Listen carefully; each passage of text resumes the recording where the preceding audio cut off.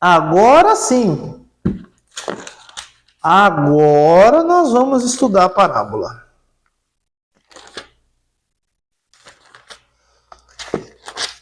Tive que preparar isso aqui. Agora vocês vão conseguir entender a parábola. Acho que é fácil, né? Agora nós vamos conseguir entender. Olha o versículo 33. Vamos de novo. Mateus 13. Agora vocês vão entender, ó. O reino dos céus é semelhante ao fermento que uma mulher toma e introduz em 3 medidas de farinha, até que tudo esteja levedado. O reino dos céus, ou seja, a aparência desse reino, tá? O reino dos céus é a aparência desse reino, é o que está dizendo. Fermento é pecado, é a hipocrisia.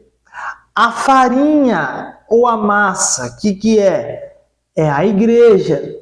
Nós, essa mulher, essa mulher que introduziu de forma escondida o pecado, a hipocrisia na igreja. É isso que está querendo dizer.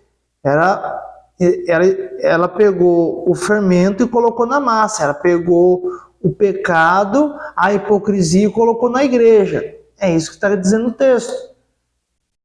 Então, para nós sabermos, para nós entendermos as parábolas, lembra? Nós precisamos saber um pouco sobre as 7 igrejas da Ásia.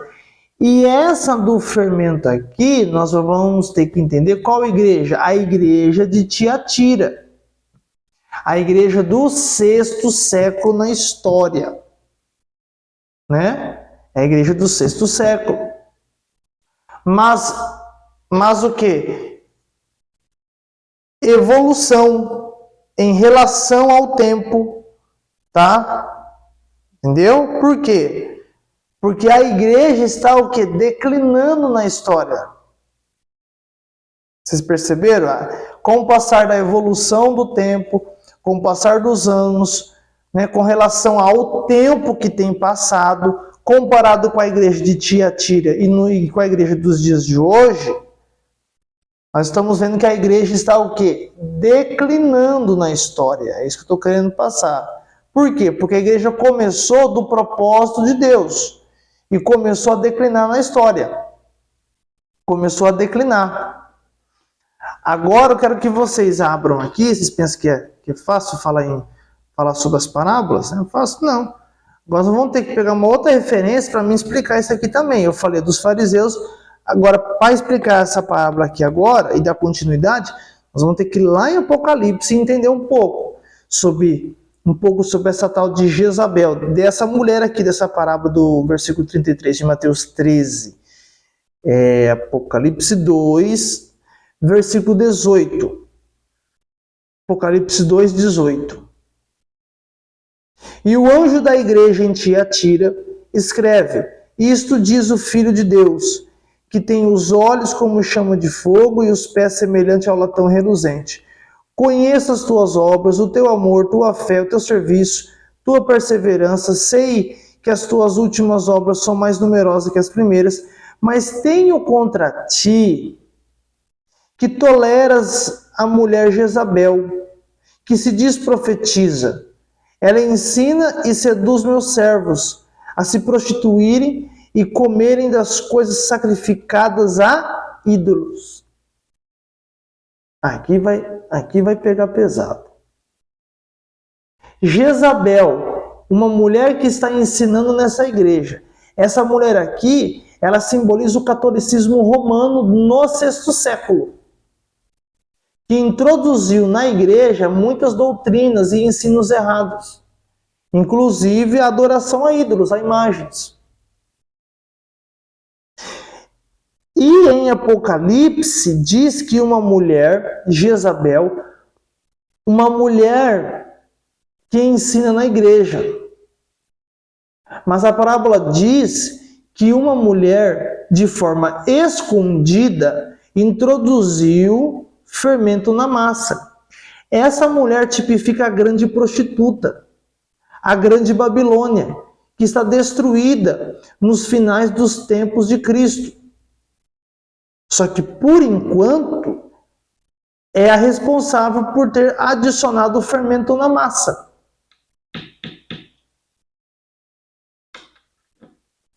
Olha essa pergunta. Por que somos o que somos?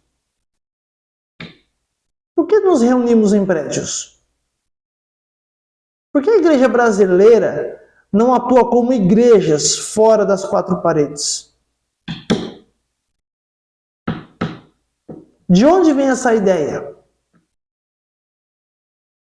Perguntas. A mulher colocou o fermento, onde ensinou que a igreja é um prédio, é um templo, são paredes.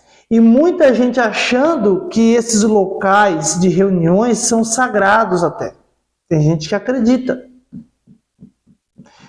Só que não entenderam que Deus não habita em templos feitos por mãos de homens.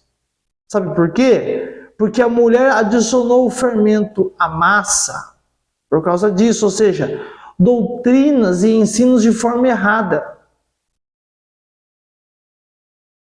Só que nós temos que ser pães ázimos, massa sem fermento, e precisamos nos cautelar, tomar cuidado, para que não precisamos ter fermento em nosso meio. Quando nós, escuta aqui, quando nós como igreja, líderes, deixar de pregar o evangelho, doutrinas e começarmos a ensinar o nosso próprio evangelho, nosso próprio ensino, estamos introduzindo o fermento na massa. E isso tem um grande problema. Tem um grande problema? Tem. Deus não aceita oferta de massa com fermento, lembra? Ele não aceita, para quem estudou dízimo e oferta, nós lemos. Ele não aceita que massa com fermento. Levítico 2. Olha o versículo 1 e o versículo 11, não de 1 a 11. Levítico 2:1. Quando alguém fizer ao Senhor uma oferta de cereais, a sua oferta será de flor de farinha, ou seja, a fina farinha do trigo. Deitará nela azeite, e sobre ela porá incenso. Olha o versículo 11. Nenhuma oferta de cereais que fizerdes ao Senhor será preparada com fermento, porque não queimareis fermento algum, nem mel algum como oferta queimada ao Senhor. Então, toda oferta de massa tem que ser sem fermento. Isso já é uma profecia.